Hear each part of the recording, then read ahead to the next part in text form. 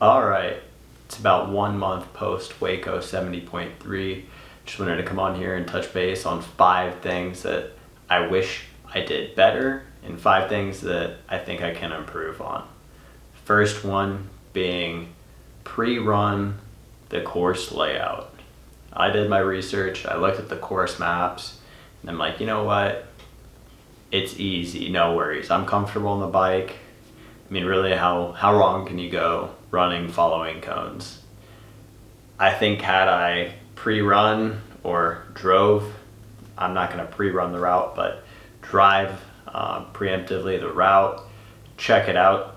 There was some very brutal gravel sections.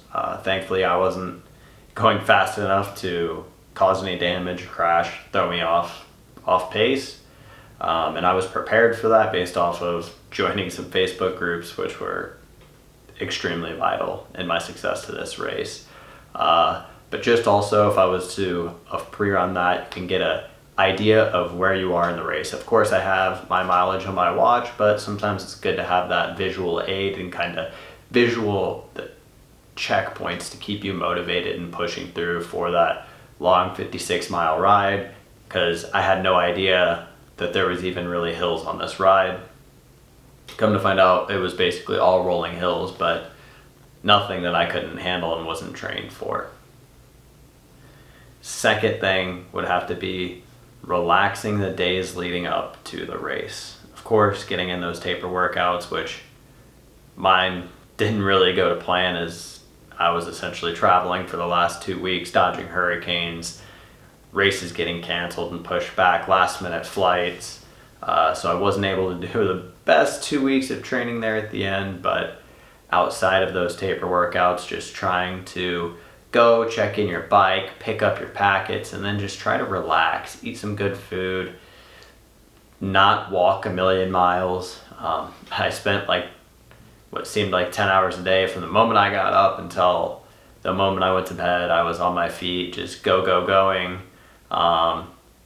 I did stretch and work on some mobility once I was back, but ideally if you're able to relax a little bit, it just helps get your body fully recovered and ready for that race day.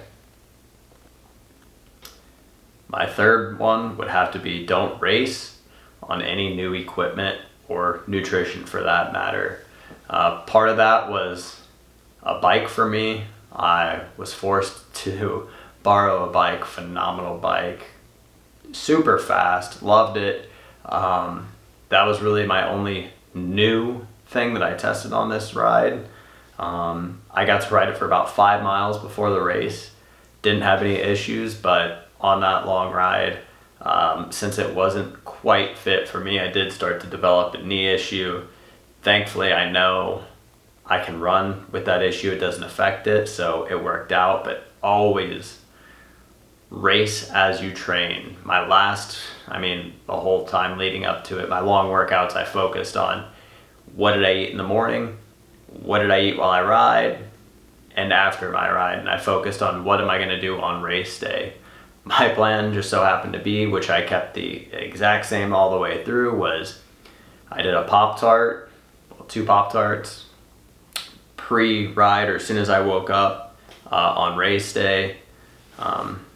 And then the only thing I had was my gels, my Go Gels by BPN. They're the only ones I found that really digest well with me, and I'm afraid to change it. I just stick with what I know works. And then my raw fuel powder. So in each bottle I had about 100 grams of carbs. My goal was 100 to 110 per hour on that bike. And it went absolutely amazing. So just nailing your training and then not diverting from that on come race day. Don't try anything new. Some people use the aid stations. I had never trained with the electrolyte formula they were giving out. I'm not going to try to suffer through a 6-hour workout with bad GI issues, so I just stuck with what I knew, carried all my own nutrition, and it was, I couldn't have probably done it any better being my first race. Something that was critical on this specific race, but it could happen at any race, was practicing bike repairs. I didn't do that. Thankfully, my bike was sound, but I had to have passed about 40 people, give or take. Doesn't sound like a lot out of like 2,000, but it was definitely a substantial amount of people on the side of the road with mechanicals. I'm sure there was some that were unfixable with just your basic repair kit that you carry in your frame set or in your bag, but there was a lot of flat tires, and I've honestly never practiced changing a flat on the side of the road. Sure, I know how to do it, but never practice it, and that's definitely something that had me pretty stressed out the entire ride.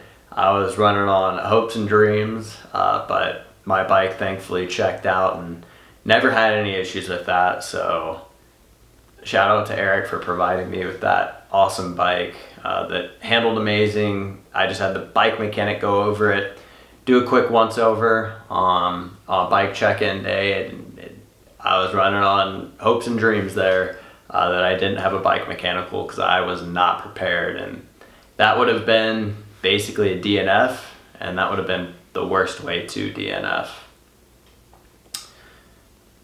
And then my last tip, advice, rule would be, looking back at it, to do more race specific workouts. This race had a lot more hills than the original race I had planned, both on the bike and the run. I, living in Florida, don't really have access to too many hills. I did a few bridge workouts on the bike.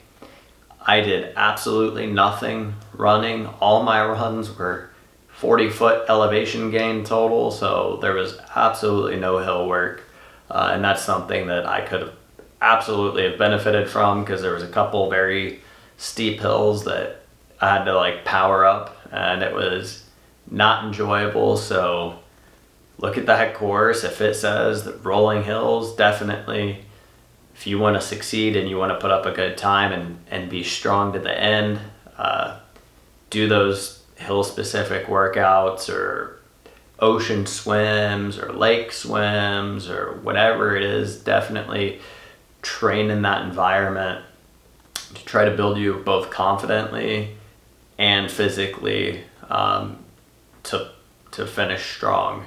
Thankfully, my training, my conditioning was good enough to suffer through it.